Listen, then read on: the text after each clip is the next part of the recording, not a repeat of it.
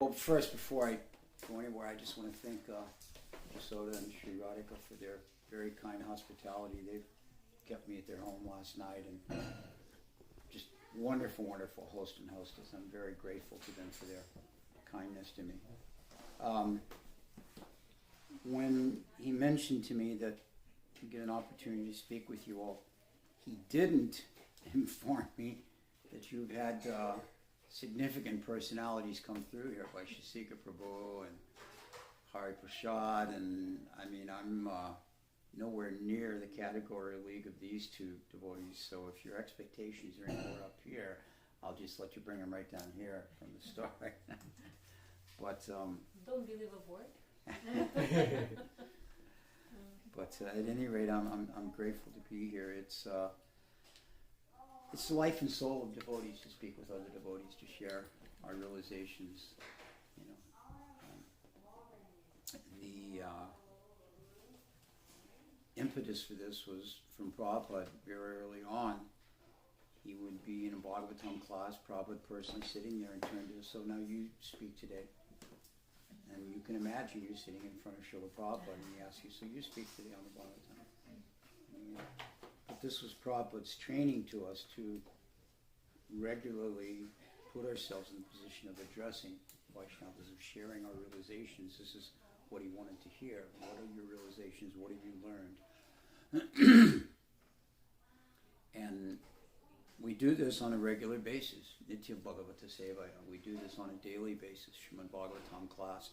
Whether we're directly sitting in the temple in the class or whether we're hearing it through the internet or listening to it later in the day, whatever, this is our method. So, you know, to take an opportunity to speak to a group of devotees, however big or small, is really what we live for as Vaishnavas. So thank you very much for giving me this opportunity to fulfill a request of Srila Prabhupada. Om Jnanatamrandasya Jananjana Shalakaya Chakshunamritam Minatasmai Sri Gurave Namaha Mukam Karoti Vachalam Pangum Lam Jayate Giri Yakripatamaham Pandya Shri Gurum Dinitayana Vanchakalpatirubhischa Kripasinubhayevacha Patintayo Bhavanebhyo Vaishnavaya Jaya Sri Krishna Chaitanya Prabhu Nityanandasya Vedikara Vishvasvi Gaura Bhaktivinoda Hare Krishna, Krishna Krishna, Hare Hare, Hare Rama, Rama, Hare Hare. I had suggested that I would speak on the subject of Kartik and Kartik Vrata and following Kartik as we are approaching the Kartik season just in a very few short days. I believe it's the end of this coming week, 13th.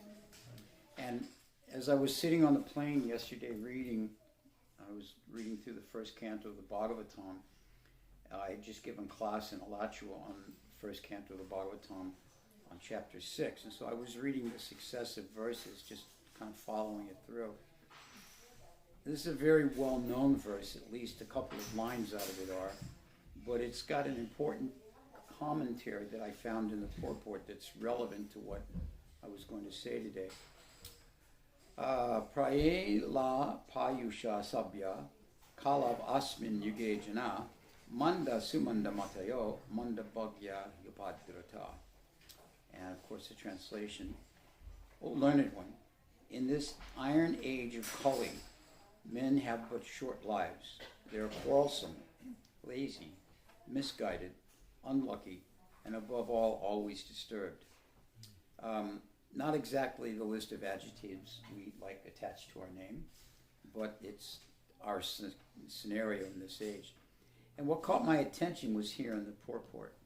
Srila Prabhupada says, in Kali Yuga, the duration of life is not shortened so much because of insufficient food, but because of irregular habits. By keeping regular habits, by eating simple food, I don't know where birthday cake fits in on that, any person can maintain their health. Overeating, over sense gratification, over dependence on another's mercy, and artificial standards of living sap the very vitality of human energy. Therefore, the duration of life is shortened. So these four things very clearly, Prabhupada says that what is shortening our lives in this age: overeating, over-attachment to sense gratification, over-dependence on the mercy of another, and the artificial standard of living that we've established for ourselves. And as Kali Yuga progresses, this artificial standard of living increases more and more and more and more and more.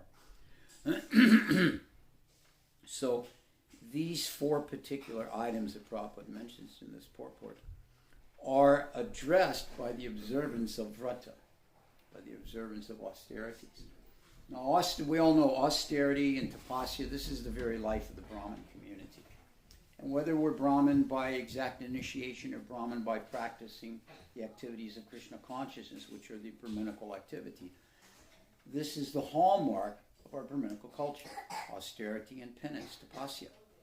And we see throughout the Vedic history that this concept of tapasya is what gave the Brahmins their tejas, their strength, their power. It wasn't because they had gotten so many votes at election time, or because they had killed so many people in battle, but they gained their power, the Brahmins, by the performance of austerity. When Prabhupada famously would quote Chanakya Pandit, when Chanakya Pandit was advising the king, he did not live in the court, he lived in a hut outside. When Narottam Das Thakur returned to Katuri to see what was going on there, to continue his preaching there. He had been in Vrindavan, and Jiva Goswami said, now you return to your preaching fields. He sent first Srinivas to West Bengal, then he sent Narottam to East Bengal, which is now Bangladesh, and then he sent Shamananda to Orissa. This was their original home places. And you go back there and preach now, which you've learned from me here in Vrindavan. So when Narottam returned there, he was received by his mother and father, who were quite elderly and had turned the kingdom over to Santosh, his cousin brother, as they say. But the interesting thing is that the kingdom should have been turned over to Narottam. This was the arrangement. But Narottam had become a renunciate, had left home, and so Krishnananda Dutt's brother,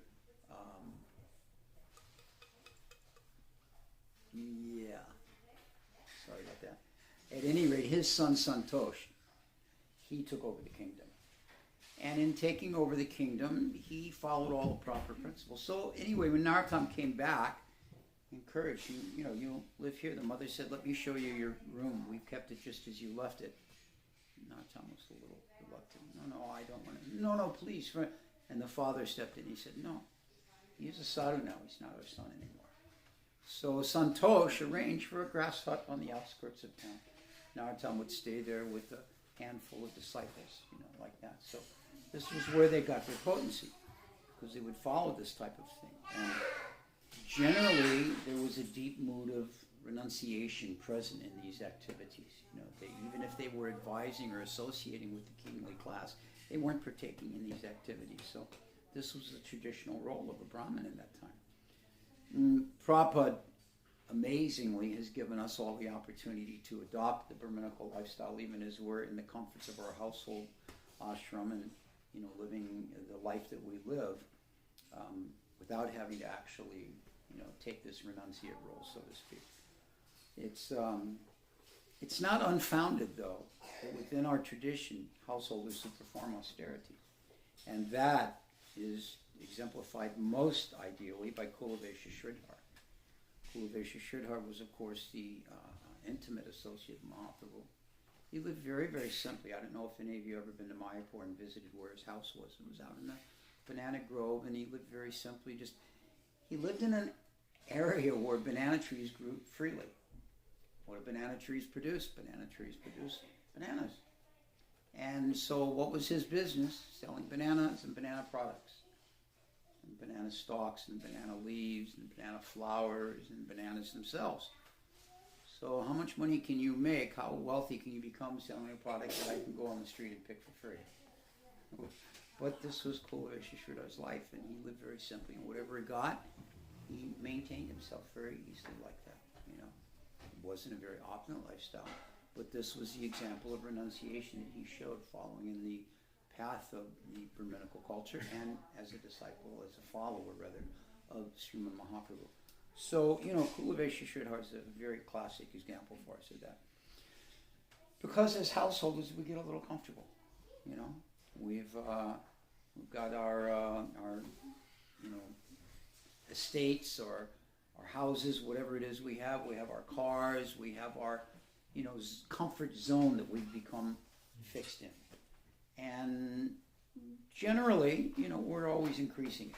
This is the nature of household life. We're always increasing that comfort zone, expanding it, so on, adding to it, like this, And if we're not, we're usually prodded that we should, either by the spouse or by the other family members or by the in-laws, and what to speak of society at large. Your goal is to not just be satisfied there, you really do something. Come on, get a second car, get a third car, get, whatever it is like that. So, therefore we see that in the secular world, this idea, this view of being renounced, of being, performing tapasya and austerity, it's not really possible. And within our household life as Vaishnavas, it's very easy. I mean, we're all performing the same basic standard tapasya, the 4 regular principles. No intoxication, no gambling, no illicit sex, no meat eating. For the common people, this is just unheard of. I work with, how shall I politely say it? Wonderful rednecks. They're great people. I enjoy working with them. But the idea of not taking any intoxication, the idea of not hunting and killing and eating animals, the idea of not loosely associating with the opposite sex, the idea of not engaging in, different types of gambling, this is just unheard of. It's just like, how is that possible? So, for us, things like this, and eating only prasadam, these are austerities, following a codicy. We're very careful. It's a codicy. All right, it's going to interrupt my day, but I got to do it. So we take these things after years of doing them. It's just something we do. Not a big deal. But for those that are not accustomed to this lifestyle, this is really a serious austerity. So this gives us a foundation upon which we can embrace additional austerities. And this month coming up of Kartik, this is, what part of this austerity is about. Now, Kartik is the culminating month in the 4-month Chaturmasya period. Chaturmasya is, Srila Prabhupada mentions in the Chaitanya Charitamrita, something that should be followed by all classes of society. Not just the sannyasis or the brahmacharis, but by everyone. And there's actually, the Gaudiya Vaishnavas have 64 particular branches of bhakti that they follow. And Kartik is listed in this. It's interesting because Chaturmasya Vrata is not listed in those 64. But Kartik is the culmination of Chaturmasya, and therefore it is suggested because it's called the vow of Ujjva, which we'll get into that in a little bit. So, there are different options, different vows. If we have a little time, maybe at the end we can go over different vows that one can follow during Kartik that are a little bit complicated, But this allows persons who are performing bhajan, who are unaware of the deeper meanings of Shastra, because not everybody that performs some devotional activity is going to be a pundit.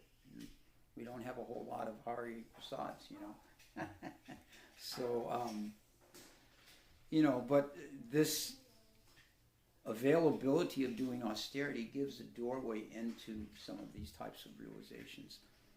We have the example of Mahaprabhu. He himself followed Chaturmasya. Stayed strictly in the one place, stayed, simply. Because when the rainy season comes, the sadhu, it's difficult for them to travel, so they would find a place and stay put. But generally speaking, staying put means you get comfortable. That's how we're also comfortable, I've been living in the same house now for 22 years. You get very comfortable with where everything is and how everything is, and you get a little disappointed if it's not exactly like you expected. So, the renunciates, when they weren't traveling, they would do this, and they would do these austerities during this time because it would help them to not get attached to the comforts of being in one place. So, we may be unable to follow certain very strict types of guidelines that are given there, But we do have some opportunities made available to us, and that's by the mercy of Srila Prabhupada. Srila Prabhupada very expertly boiled down the milk, if you will, and made it very easy for us to do these activities in a manner that we can follow. He notes in his Chaitanya Charitamrita that even the householders should follow these 4 monthly restrictions in following Chaturmasya. That is, namely, the first month no spinach, second month no milk, third month no yogurt, no, second month no yogurt, third month no milk, and the fourth month no urd dal. I was so happy when the second month finished. So I live in South Florida, the southern part of the country, and yogurt as a daily thing is really helpful. But we do that austerity. That's what's there. So what type of devotional service is it that we can perform during the month of Kartik? What type of activities? This month, as I mentioned, is called Ujva Vrata. And it takes place during the fall season. And in Vrindavan, this is the prime time, which now has spread by the mercy of Srila Prabhupada out of Vrindavan, when we worship Lord Damodar. And of course, we all know Damodar refers to Mother Jasoda binding Krishna with the rope. And have any of you been to the place where this, in Gokul, where this pastime takes place? Yeah. The mortar is still there, where she bound into. It's a very wonderful place to go to. And actually, during Kartik, this Damodar Leela, it mentions it took place on the 5th day of Kartik. There's a whole breakdown of the different days of Kartik and what takes place on which day. There are 5 activities that are glorified and encouraged during the month of Kartik. Staying awake, and not only during your regular classes, but occasionally staying up all night. Taking early morning bath, the worship of Tulsi Devi, the offering of lamps, and the performance of austerities. These 5 things are encouraged. Now, the chief aim of Ujva Vrata is not, okay, how can I do some austerities here and, really just get into it. The chief aim is to please Radha and Damodar. Radharani is known as the queen of Ujva Vrata. This is her month. Krishna's month is, when's Krishna's month? I have it in my notes here somewhere. Anyway. Yes, just before this, yeah. So, but this Kartik month is Radharani's month. She becomes very satisfied when the devotees perform activities during this time. And when we please her, then she becomes very happy with us and opens the door for our devotion to continue on to Damodar himself. Satyavrata Muni, he mentions in the 8th verse of the Damodar, my obeisances unto Sri Radhika. You are the most beloved. This is the mood of the devotee. They want to satisfy Radharani in some manner or another. So this is her month. So doing these activities during her month, not for seeing how austere I can be, but for bringing some pleasure to Srimati Radharani, who's the queen of the devotees, the queen of the month of Kartik. And by satisfying her in this way, then she gives us that path for being able to please Damodar. So this is the sole activity that we should really be focused on during Kartik month is how can I please the Lord and his representative, Srimati Radharani. Kartik is described as the best of the purifiers, and it's the most glorious of all months of the year. It's particularly a very dear month to Lord Krishna. Now, why would it be particularly dear to Lord Krishna? Well, because it's Radharani's favorite. And therefore, because it's Radharani's favorite, Krishna is very satisfied with it. Krishna actually prefers Radhakund over Shamakund. And it's interesting because you never hear devotees saying, I'm going to Shamakund to take bath. It's always, I'm going to Radhakund. Because Radharani is very satisfied in that way. So, at any rate, because of that, is Krishna's favorite month.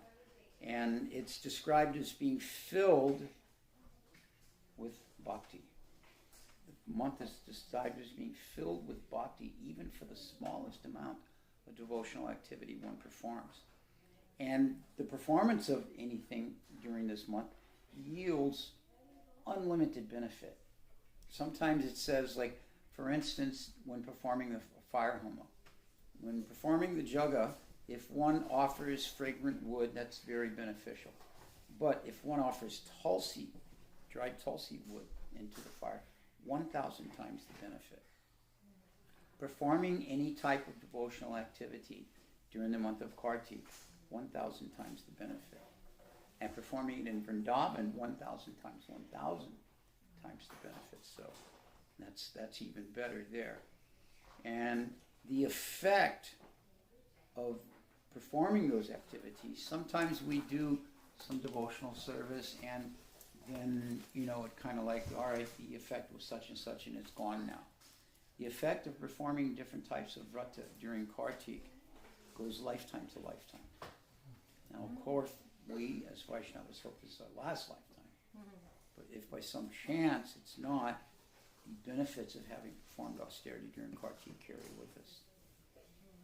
Not just one lifetime either, but many, many lifetimes. So, here it is right here. November, December, yes, you were right. Just at the end is Krishna's favorite month. Yes. Now, Rupa Goswami has another name for Srimati Radharani, referring her to this. She's called Kartika Devi. Kartika Devi means the goddess of the month of Kartik. So these two names are names we can add to our list for naming our disciples or our children, whichever the case may be. So she's the goddess of the month of Kartik. This is the main thing to remember. And the glorification of performing austerities during Kartik is not something that just comes from our Gaudiya time period.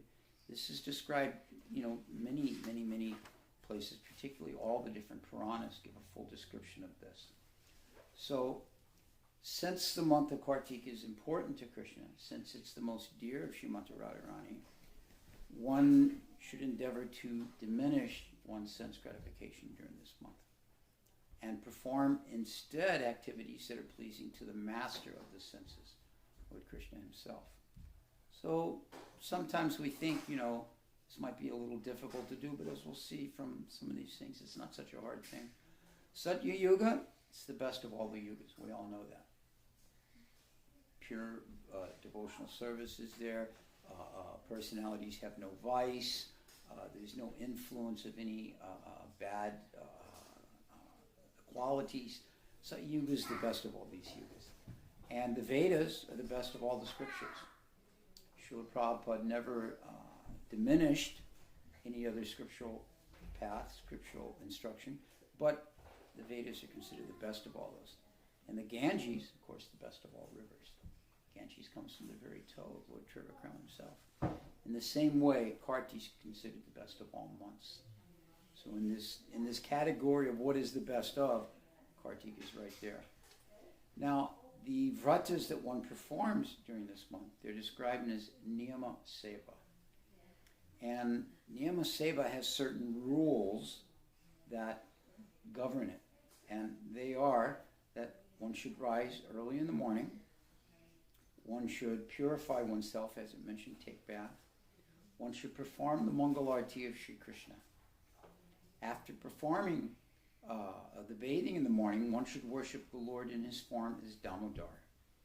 At nighttime, one should offer brilliant lamps with either ghee or sesame seed oil and place them in various places around the Lord's temple, around the base of tulsi plants, and then it says, or in the sky.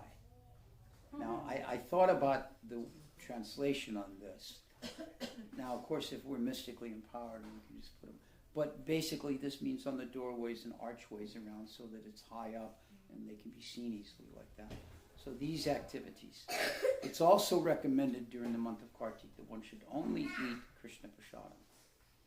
Sometimes we have a tendency, particularly as householders, to eat elsewhere or in a circumstance or a rush of a moment to buy something here or there or whatever. During the month of Kartik, we should be particularly adamant to endeavor only to eat Krishna Prasadam. One should also renounce during this month excessive eating and excessive sleeping. The activity of sleeping is very fond to those of us who are, engaged in sense gratification. So which, when you really think about it, I mean, what is so enjoyable about sleeping? It's totally a mode of ignorance. I mean, we have no knowledge of what we're doing. We can't derive any pleasure while we're doing it because we're unconscious. And it's only when we get up from doing it that we think, oh, well, that was nice. But what was nice about it? We were completely unconscious about it. So at least during the month of Kartika, you should give up excessive sleeping. Now, this doesn't mean to be foolish and, well, I'm only going to sleep 4 hours a night, because none of us can exist on 4 hours of sleep. Medically, we can't do it, and functionally, we can't do it. But, to reduce it, and to reduce the eating. Sometimes eating once a day can be done, but we have to be practical in this regards too. At least some type of restriction, Maybe that last bag of chips at, 10 o'clock at night is not really so necessary. Like that. Maybe I don't have to make sure that the wife's always got Magnum bars in the freezer.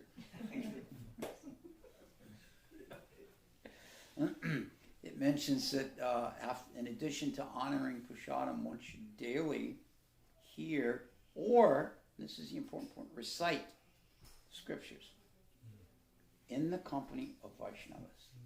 In the company of Vaishnavas. Soda and I have been talking about this a lot in the last few hours I've been in his company. This importance of Harikatha, this importance of discussing the pastimes of the Lord, and discussing it in the company of Vaishnavas. Because let's be honest, except for us who appreciates this, I can tell you from experience, the guys I work with don't want anything to do with this subject matter. Even if I try and sneak a little something in, I remember, it's a true story. I was having a little bit of a moment of realization, and I said to one of my managers, we were talking about something, and he was talking about how he couldn't get somebody to do something or whatever. I said, it's amazing how the false ego really restricts our activities. And he looked at me and said, what? Well, the false ego. Eagle? There's an eagle in the building? Where is it? It couldn't even comprehend. And I was like, no, I was just making sure. I'm sorry. I just turned around and walked away and realized, okay, just don't go there. There's an eagle? Where's the eagle? Yeah. So, at any rate, this Shravanam Kirtanam in the association of Vaishnavas, this is something we should look to increase during the month of Kartika. There are no Vaishnavas, and now is your husband comprised of? Yeah. Then your husband gets to hear, and he gets to tell you. Yes, my wife is expert at this. Because I go to work quite early before the Bhagavatam classes started. So when I come home for lunch, so-and-so gave class this morning. Oh, okay. And what they said was, whether I'm interested to hear it or not, the information is there. And when I'm not interested, I know it's only my own shortcomings. But yes, so describing like that. Actually, every Friday I speak at the devotee school of Bhaktivedanta Academy in Alachua, and I talk about Vaishnavacharyas to all the different grade classes. And we were discussing, this past Friday, the different Vrindavan temples, the deities, and the Goswamis they're connected with. And so I told them we talked about this one, and the Goswamis. And so one of the students said, how do you remember these things? I said, are you asking how do I remember, or are you asking how do we remember? She said, well, both. I said, and the answer is the same for both. When you hear something, you repeat it to someone else, and then when you repeat that, it sticks with you more. I have this practice when I've got my break at work. I go out and there's a hill nearby, and I sit there and I read Brihat Bhagavatamrita or, Madhurya Dham, which is a book about Govardhan. And if I come across something very interesting, when I go in, I work with a couple of the devotees. I find one of them so I can share that. Or, because of where I'm located, so many devotees shop there. And they heard about Prabhu, hey, you know what I was just reading? And I'm eager to get it out there, because by getting it out there, then it'll stick.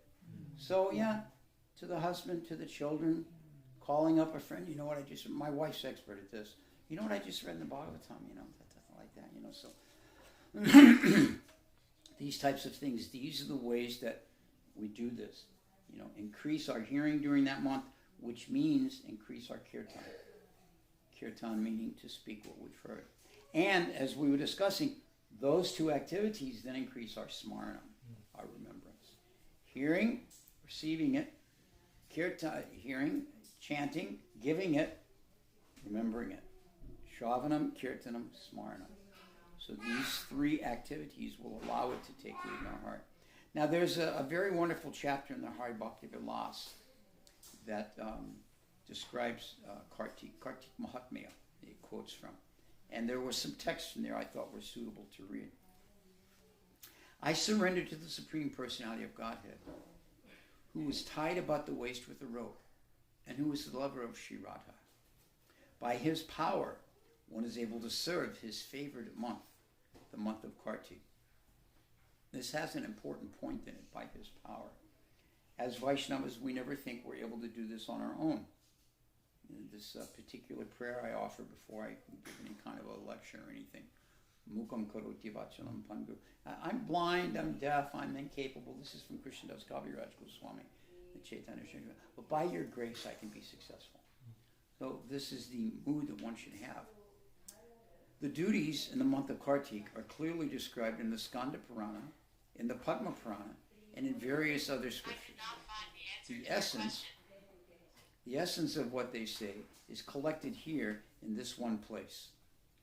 Especially in the month of Kartik, a Vaishnava should regularly bathe in the morning, worship Lord Damodar, give charity, follow vows, and perform other spiritual activities. We see these five repeatedly, regardless of who's quoting from where. These five are encouraged during this month. Additionally, Srila Prabhupada gives a very nice description in the Nectar Devotion about the month of Kartik. The execution of devotional service during Ujva Vrata in the month of Kartik is especially performed in Mathura. This system is still followed by many devotees. They go to Mathura or to Vrindavan, and they stay there during the month of Kartik, specifically to perform devotional services during this period. In the Padma Purana, it is said, the Lord may offer liberation or material happiness to a devotee, but after some devotional service has been executed, particularly in Mathura during the month of Kartik, the devotee only wants pure devotional service to the Lord.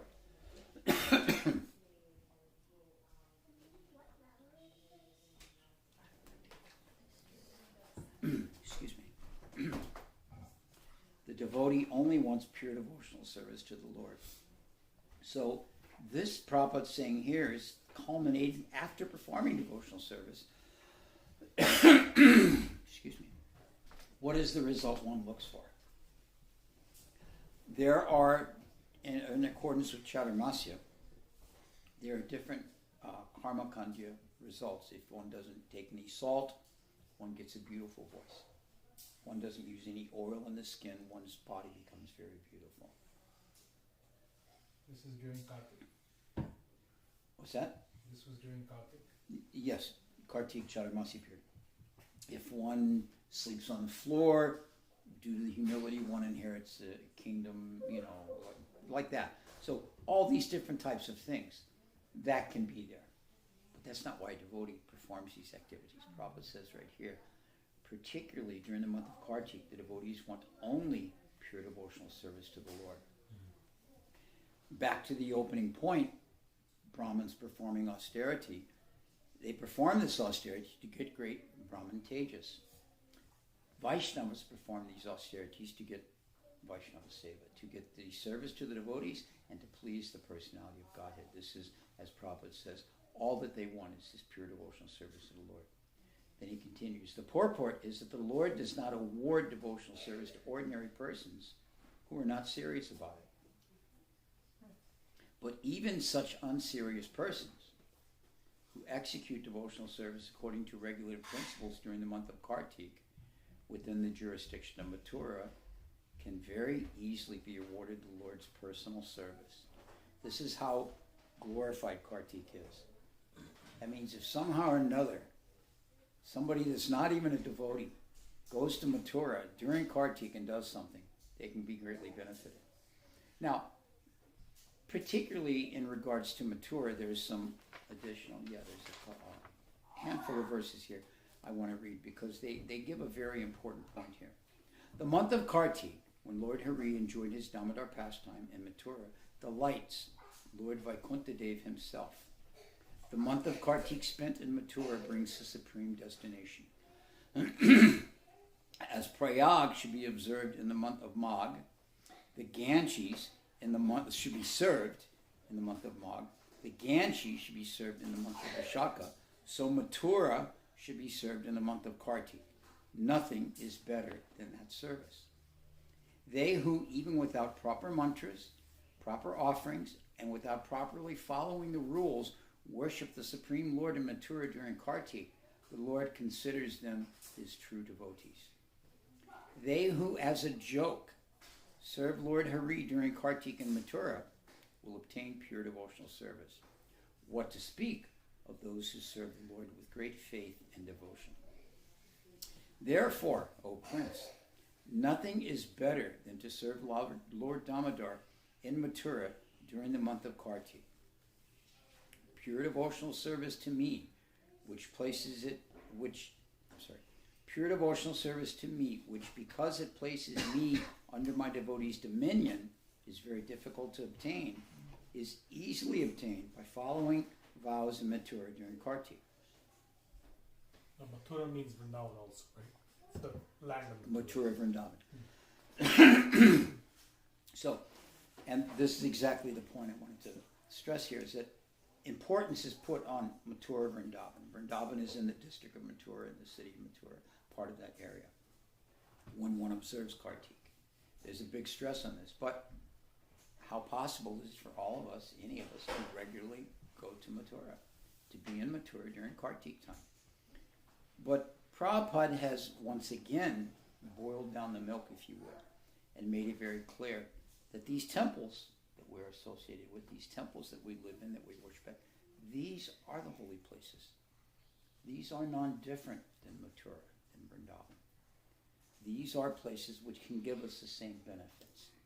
So during Kartik, to go to Tuaco, Central New Jersey, the Bhakti Center, Brooklyn, wherever, and do our seva, we're getting the same benefit as if we're doing it in Mathura. This is the potency of Srila Prabhupada spreading Krishna consciousness. Now, this isn't to say that one shouldn't endeavor to go to Vrindavan during Kartik. If one can do that, it's very, very nice. But if one's not able to, there's no need for lamentation, because then one can do this. But even one step further, Prabhupada encouraged that our homes should become a temple. Mm-hmm. And this is the importance of deity worship within the home of the householder. Prabhupada has stressed that every home should have deities, because now the deities become the Lord of the house. No longer is the house a place for my sense gratification. The house is now a place where the Lord resides. Anything that's brought into the home is immediately offered to the deity. Any prasadam that's cooked is offered to the deity. The children are trained to come in the morning. Prabhupada tells that wonderful story. One very wealthy family, they had the deity in their home, which was a tradition in India. They had the Brahmin priest who was there doing seva, and the grandmother had passed one rule. Some people think that the Vedic culture is a patriarchal society. We all know it's a matriarchal society. The grandmother runs everything. So the grandmother made one rule. Any of my grandchildren and children that do not come and see the deity, they'll be fined. So if they didn't come that day, the priest would issue them a ticket. Sir, you've been fined, you must pay this. Like that. And when Prabhupada was telling the story, was telling it in LA in 1972, he said, therefore I propose that we have a fine, and if someone doesn't come to the Mongol Arti, they must distribute one Krishna book that day. Is that all right? And all the devotees cheered. But in this way, the temple can also be a holy place of pilgrimage. You know, here again, we can always look to Prabhupada for examples of this. He gives this famous example. He said, there are two houses. Here's our temple here, and right next door is a house. He said, what is the difference? They're both made of bricks. They're both cooking is going on inside. Both have so many activities. In one temple, in one house, everything is about Krishna, and in the other house, it is all about sense gratification. So even in our communities, so many nice houses on this street here, beautiful places, nice manicured yards. Why is this one any different? Because we have Krishna Balaram, we have Govardhan, we have Shaladin here, so therefore the house is honorable. That's not a good example because they've made everybody devotees in this whole neighborhood. Oh, really? Oh, that's what happens. You're invited outside of the street. So, here's some suggestions on service performed during Kartik. Remembrance, Smarna. We were talking about this. Kartik Vrata is very special because it's a time of year that we worship Radha Damodar.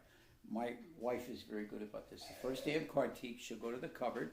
We have a box there. She'll bring it down. It's got that little Jasoda Damodar deity that we've all probably got in our homes. Sets it on the altar there. Boom. It's there for the whole month of Kartik. Offers arti every day like that, So this is particular to this month. It's a very easy way to do it. If you don't have in your home, you can order online, I'm sure, And, so this is done. There's a nice prayer given for starting Kartik. O Gopikas, by your mercy, may Radha and Krishna be pleased with my Kartik Vrata. O Janardhan, O Damodar, O Devas, who are accompanied by Sri Radhika. During the month of Kartik, I will bathe early every morning for your satisfaction. And then there's another vow that is used primarily when accepting any type of a vrata.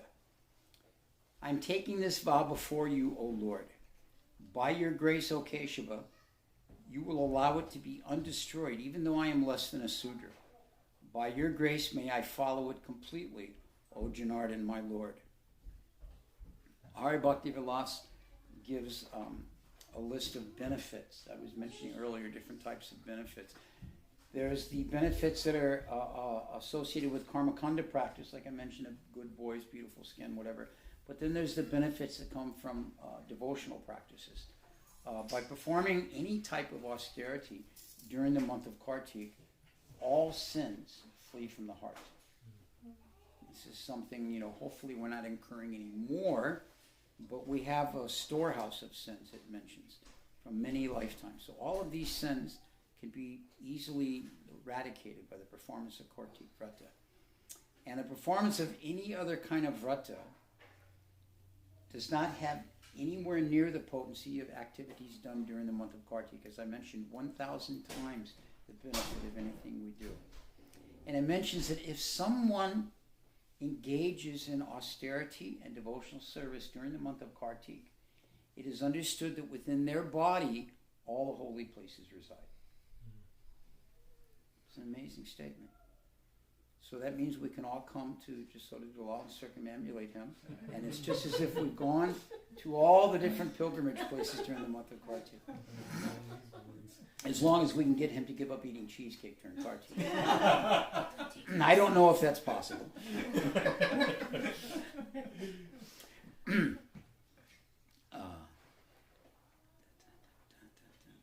And the benefit again of worshiping Lord Damodar is that one easily, the word easily is stressed here, attains Krishna Bhakti. The process of attaining Krishna Bhakti is not always so easy. It's actually pointed out that when Dhruva Maharaj performed his austerities and finally got the darshan of Lord Vishnu, this was during the month of Kartik. That as a result of the austerities, it was during the month of Kartik that Lord Vishnu appeared to him. Interesting side story. I was with my wife once. We were in Sarasota, Florida, and we were, well, I won't say we, she was doing her usual secondhand store shopping. And we stopped at this place, and she wanted to do this, that, or the other. All right, so it was an old Jewish lady that was running the place, and I just kind of went to the back and was looking around different things, and I saw this little wooden box on a shelf. And you've seen these kind of teak wood Indian boxes, and they've got the hinge and inside and like that.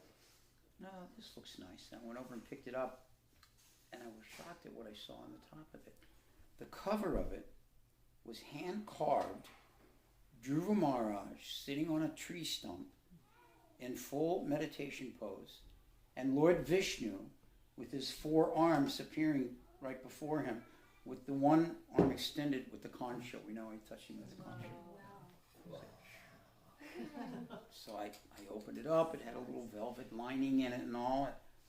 So I looked at the price. It said $20. So I set it back down. I took it up front to the lady that was running the register. I said, I saw this boxes back there. What's the price on it? She says, it's on the bottom, $20. I said, yeah, but this one hinge is a little rusted here, and this is a little loose there. I'll give you $12 for it. She said, make it $15 and it's a deal. So for $15, I got this box, which I still have at home. And the top of it has this carving of Dhruva Maharaj during the month of Kartik, receiving the darshan of Lord Vishnu. So that box has a special Kartik place in my mind. So some do's and don'ts.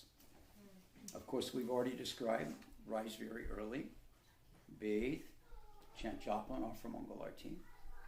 Hear the Srimad Bhagavatam in the association. This is an interesting word, in the association of exalted Vaishnavas.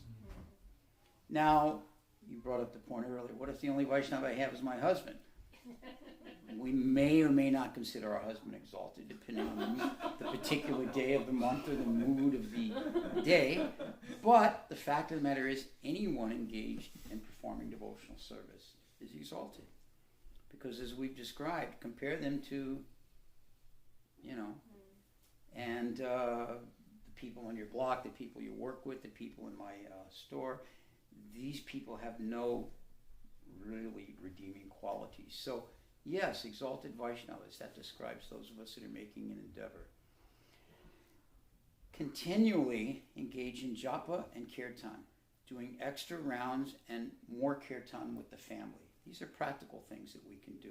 We have these other lists of things that may or may not be able to be done by us, but rising early, bathing, hearing the Bhagavatam, chanting extra japa and kirtan with the family, tulsi arti, and offering lamps to Damodar. This is, every home I've been to since I've been here has a tulsi plant. There's one house near where I live. I drive by it every day. Excuse me. Neither my wife or I are sure who lives there. But what we do know is they're a devotee, because on a nice metal stand out front is a big tulsi plant. We've never seen anybody there. Not sure who it is, but there's a tulsi plant there. So all Vaishnava lives there. So we all have tulsi in the home. So offering our tea to tulsi, offering our tea to Damodar, get you a little Damodar statue and daily like that. And giving in charity to the devotees. Charity doesn't necessarily mean here's $1 per row. Give some, you go to visit a devotee, take some fruits, take some flowers, give a nice chutter, whatever. Some charity to Vaishnavas. And maintaining celibacy for the entire month of Kartik. These are essential activities recommended for performance of Kartik Vrata. And then it gives a list of things not to do. Not to eat grains cooked by others. This takes us back to... I have a question. Oh, yes. Things to do. Uh-huh. So, it says you have to give charity to Vaishnavas. But what about if you give charity to other general people too? General people's not bad, but it specifies giving in charity to Vaishnavas during this month. So, we support Aunt Teresa's soup kitchen or whatever. That's a nice thing to do. But during the month of Kartik, better to give in charity to Vaishnavas. Yeah. The don'ts. We're mentioning not eating grains cooked by others. This goes back to the point of eating only Krishna Prasadam. Other people, what they're cooking, they're not offering to the Lord. We already know that. So during this month, we want to eat only Krishna Prasadam, which means we only eat grains cooked by Vaishnavas. Foods that can be given up during this month: honey, sesame seeds, various types of oils, asafoetida, eggplant, sweets, and fried foods. Sounds like a pretty austere month to me. One should endeavor to give up one's favorite food article for the entire month. And this is a very individual vow. You may like cheesecake, you may like glubschemans, you may like, jackfruit, whatever it is. So, one should make an effort to, give that up. We all know what it is, what our favorite food is. So for that month, we should endeavor to try and eat only once a day. This may or may not be possible or practical according to our particular scenario, but it's one of the things that it's encouraged that we try to avoid. And it's encouraged to observe Nirjal Vrata on Ekadasi and to stay away, particularly on Uttana Ekadasi, which is the final Ekadasi during the Bhishma Panchaka, the last 5 days. If one can arrange, okay, this is coming up. If it means, all right, I need to take that day off of work, or if it means I need to schedule some appointment on a different day, if we plan ahead, we can do like that. So looking at that and then, okay, let me do Nirjal for this. It gives indication as to the type of mood one should have. Peacefulness. If I'm taking up vratas and austerities, but I'm in total anxiety and stressed out about it, what's the point? There's no benefit there. One should have a very peaceful mood, which is why one should do what's practical. Some of these things altogether may be very easy for someone and not so easy for someone else. This is why there's a certain simplicity to it of being able to figure out what to do. Peacefulness, one-pointed devotion, Dridha Vrata, having one's focus very clearly determined, and having determination in the execution of that, which comes from this prayer that I gave you here. My Lord, may it be undestroyed even though I am less than a Sudra. By your grace may I follow this vow. And cleanliness of